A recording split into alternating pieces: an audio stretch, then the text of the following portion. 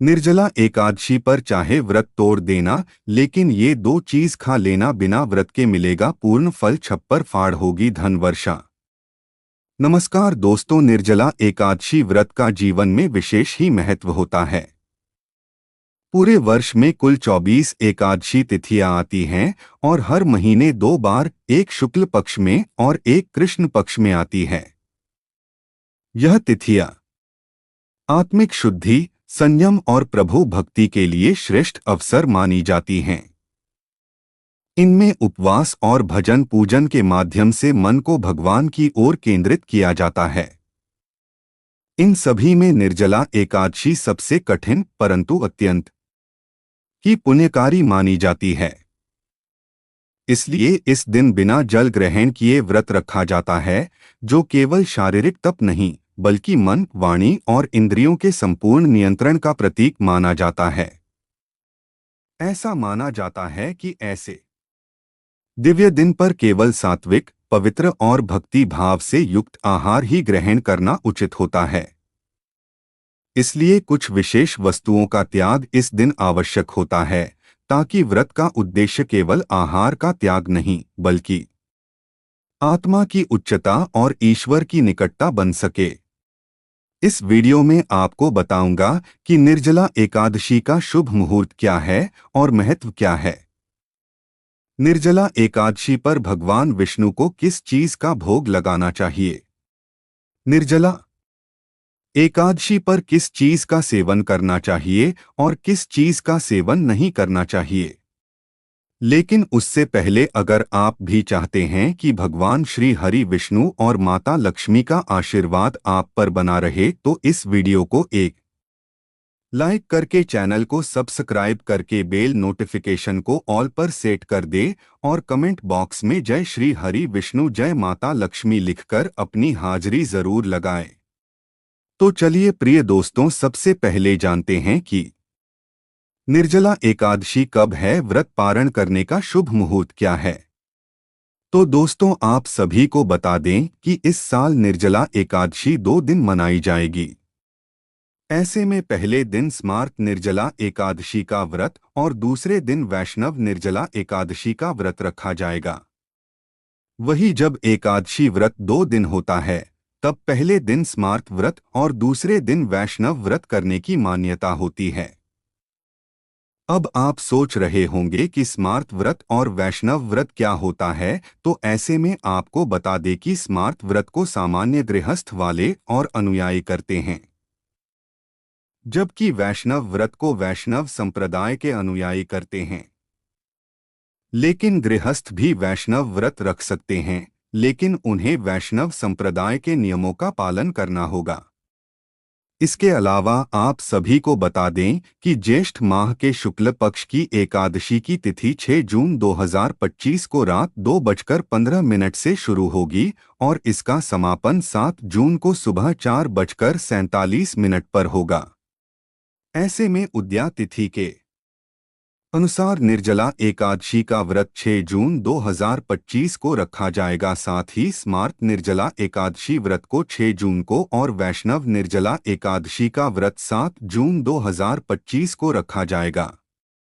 इसके अलावा एकादशी व्रत पारण के शुभ मुहूर्त के बारे में बात करें तो 7 जून को एकादशी व्रत का पारण का मुहूर्त दोपहर 1:44 से लेकर 4:31 बजे तक रहेगा।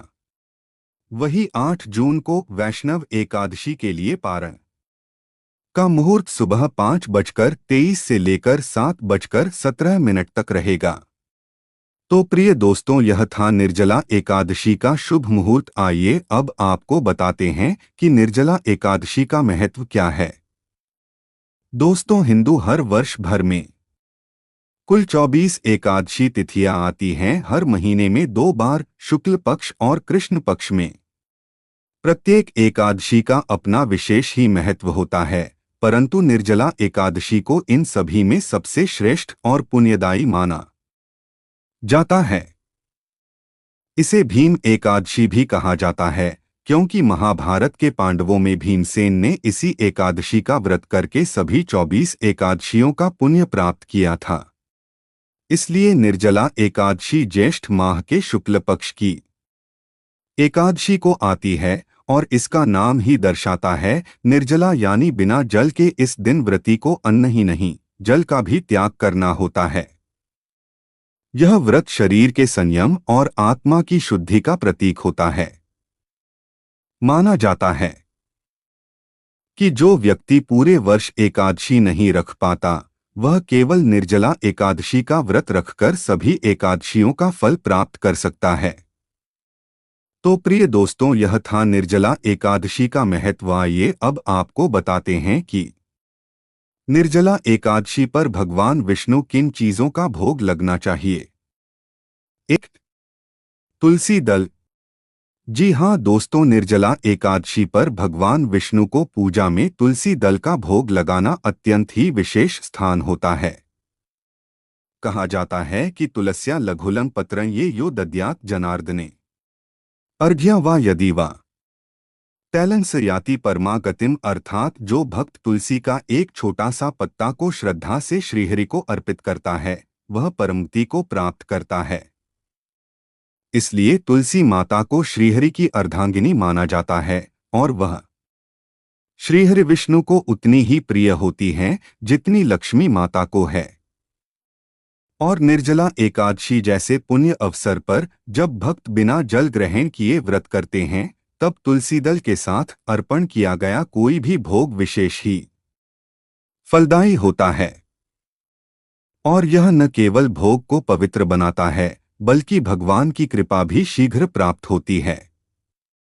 इसलिए यदि कोई अन्य सामग्री न हो तो केवल तुलसी पत्र अर्पित करके भी श्री विष्णु की कृपा प्राप्त की जा सकती है। 2. फल का भोग।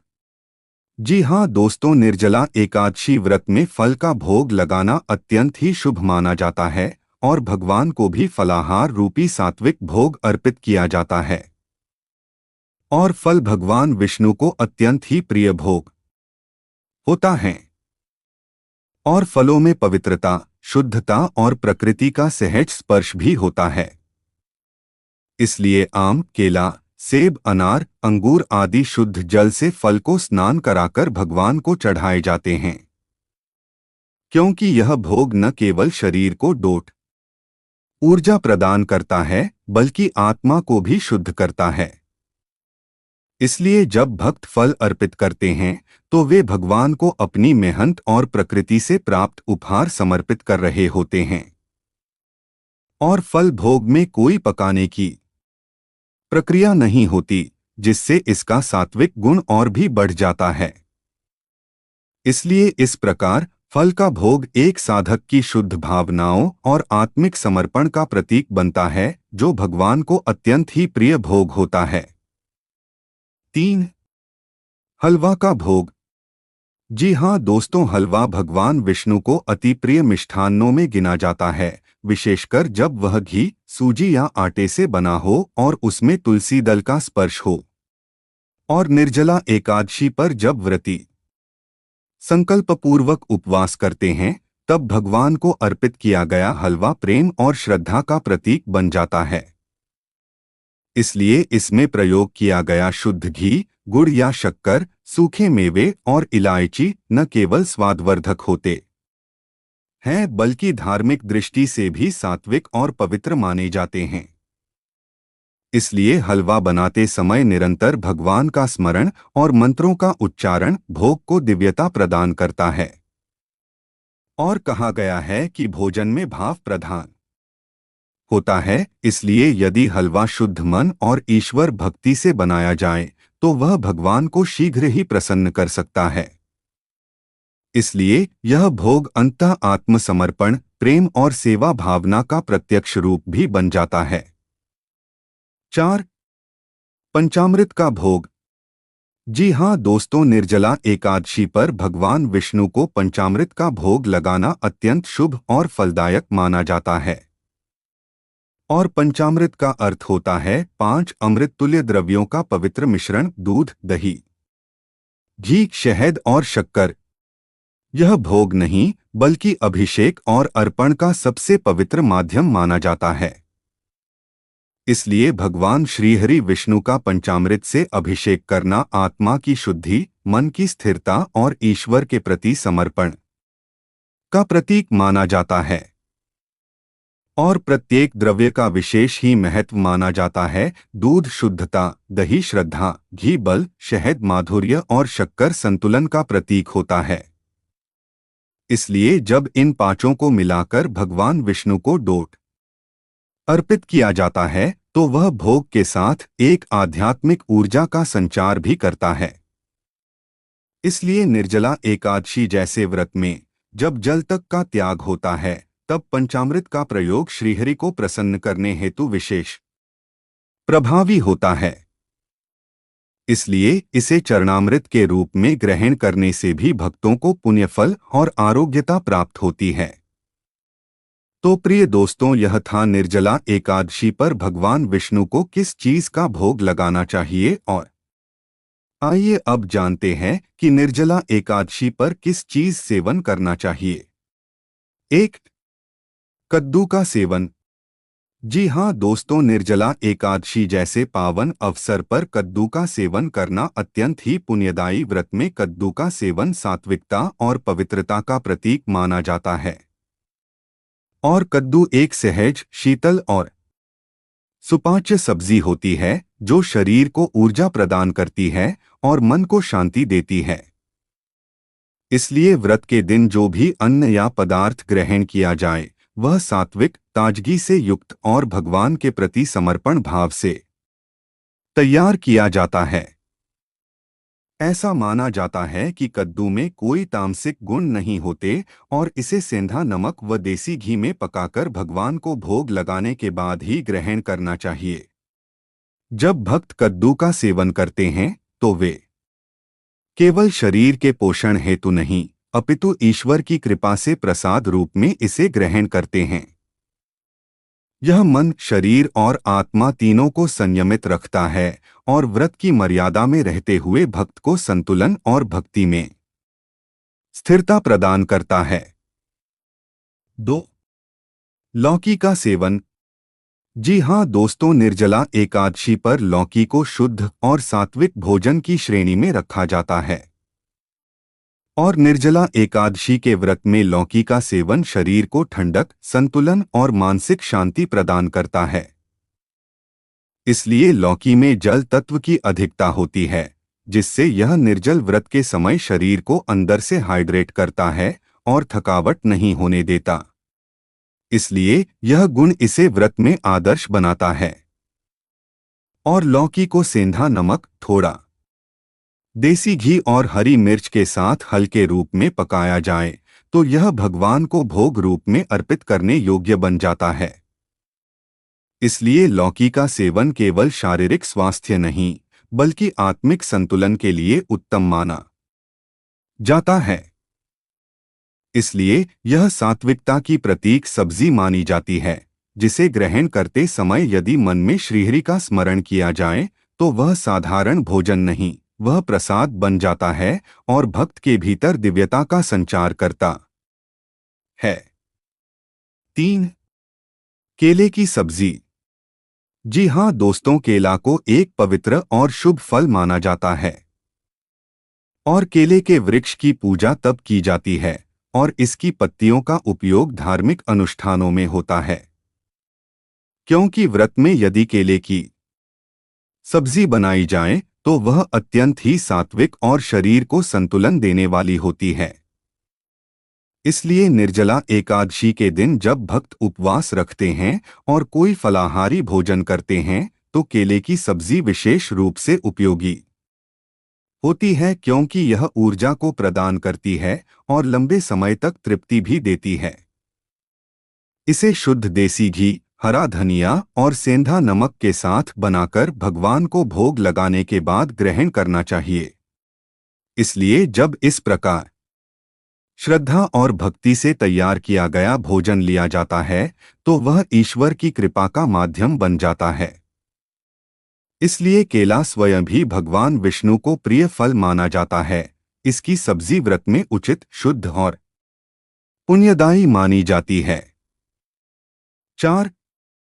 शकरकंद का सेवन। जी हाँ दोस्तों, शकरकंद एक सात्विक और प्राकृतिक ऊर्जा से भरपूर कंदमूल है जिसे व्रत और उपवास में आदर्श रूप से ग्रहण किया जाता है। इसलिए निर्जला एकादशी जैसे कठिन व्रत में जब जल और अन्न दोनों का त्याग किया जाता है, तब यदि स्वास्थ्यवश थोड़ा फलाहार लेना आवश्यक हो तो शकरकंद सर्वोत्तम विकल्प होता है। इसलिए यह न केवल स्वादिष्ट होता है बल्कि शरीर को ऊर्जा, स्थिरता और संतुलन भी देता है। इसलिए शकरकंद को उबालकर या सेंककर सेंधा नमक और नींबू रस के साथ सेवन किया जाता है। इसलिए यह प्रभु को अर्पण कर जब प्रसाद रूप में ग्रहण किया जाए तो वह आत्मा को संतुष्टि और मन की भक्ति भाव से भर देता है। और शकरकंद का सेवन प्रभु के प्रति समर्पण, संयम और सात्विकता की भावना को प्रकट करता है, जिससे व्रत का पूर्ण फल प्राप्त जल्द से जल्द पूर्ण होता है।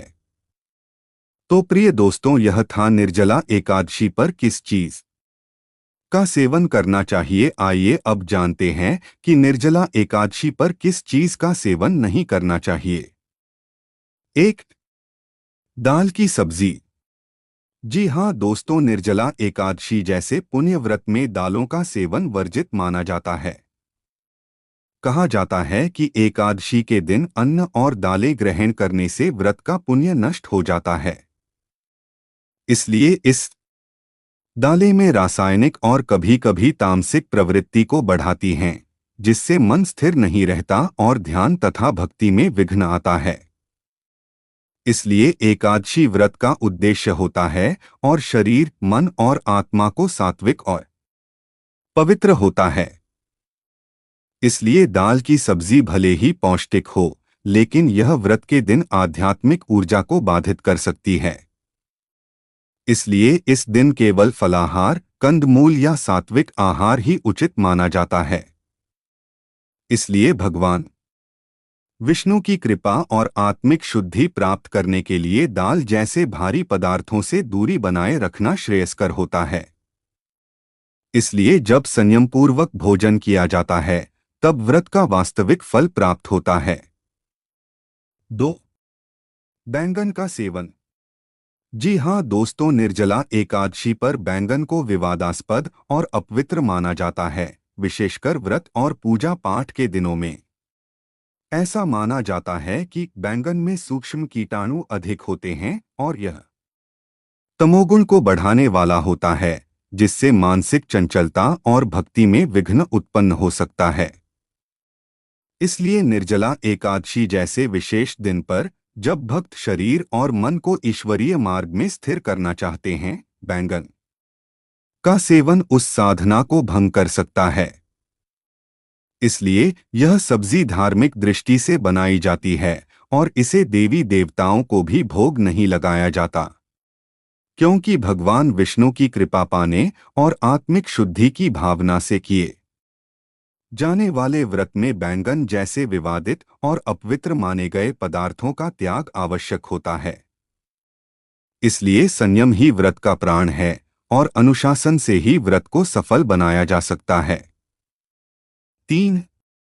करेला का सेवन।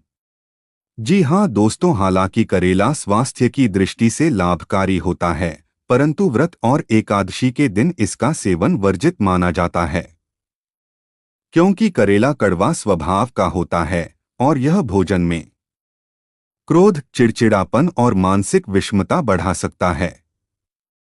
इसलिए एकादशी का दिन विशेष रूप से मन, इंद्रियों और आहार को सात्विक बनाने का होता है।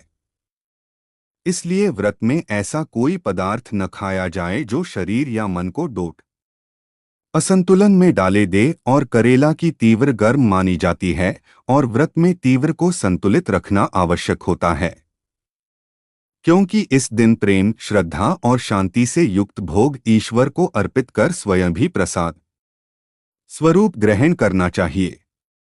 इसलिए करेला जैसे तीव्र स्वाद वाले पदार्थ व्रत की गंभीरता और आध्यात्मिक ऊर्जा को कम कर सकते हैं। इसलिए ईश्वर की प्रसन्नता हेतु इसका त्याग उत्तम माना जाता है। 4. मांसाहारी भोजन का सेवन। जी हाँ दोस्तों, मांसाहार का सेवन न केवल निर्जला एकादशी बल्कि सामान्य रूप से भी व्रत, पूजा पाठ और धार्मिक कार्यों में वर्जित होता है। कहा गया है, हिंसा परो धर्मस्य मूलम् विनाशकारकम्, अर्थात मांसाहार हिंसा का रूप होता है और यह आत्मा के पतन का कारण भी बनता है। इसलिए मांसाहारी भोजन तमोगुण को अत्यधिक बढ़ाता है, जिससे क्रोध, काम, लोभ और अहंकार जैसी प्रवृत्तियां जागृत होती हैं। इसलिए निर्जला एकादशी जैसे पावन दिन पर जब व्यक्ति आत्मशुद्धि, संयम और भक्ति का अभ्यास कर रहा होता है, तब मांसाहार उसे आध्यात्मिक पथ से दूर कर देता है। इसलिए भगवान विष्णु को अर्पित होने वाला भोग केवल सात्विक होता है, जिसमें कोई हिंसा, रक्त अथवा जीवों की पीड़ा शामिल नहीं होती है। इसलिए इस दिन मांस, मछली, अंडा, मदिरा आदि का सेवन महापाप माना जाता है। इसलिए पवित्रता में ही परमात्मा का वास होता है। 5. लहसुन और प्याज का सेवन। जी हाँ दोस्तों, लहसुन और प्याज को तामसिक और अपवित्र माना जाता है, विशेषकर व्रत और पूजन के समय। ये दोनों तत्व मन में उत्तेजना, अशांति और विषय वासनाओं को बढ़ाने वाले होते हैं। इसलिए एकादशी व्रत, विशेष रूप से निर्जला एकादशी, आत्मसंयम, साधना और भगवत स्मरण का दिन होता है। इसलिए लहसुन प्याज जैसे तामसिक पदार्थ उस साधना में बाधा उत्पन्न कर सकता है। ऐसा माना जाता है कि व्रत में केवल सात्विक, निरामिष और शुद्ध आहार ही ग्रहण किया जाना चाहिए। जब भक्त लहसुन और प्याज से रहित भोजन बनाकर भगवान विष्णु को अर्पित करते हैं, तो वह भोजन प्रसाद का रूप ले लेता है और आत्मा को शुद्ध करता है। इन पदार्थों का त्याग केवल नियम नहीं, बल्कि भगवान के प्रति श्रद्धा और सम्मान का प्रतीक माना जाता है। इसलिए एकादशी पर लहसुन प्याज का सेवन वर्जित माना जाता है। तो यह था आज की वीडियो में। अगर वीडियो अच्छी लगी तो वीडियो को एक लाइक करें और हमारे चैनल रंगीला वॉइस को सब्सक्राइब करें। और वीडियो देखने के लिए आपका धन्यवाद। अगर आप जीवन में कुछ नया सीखना चाहते हैं तो हमारे चैनल को सब्सक्राइब करें और अपना प्यार स्नेह बनाए रखें।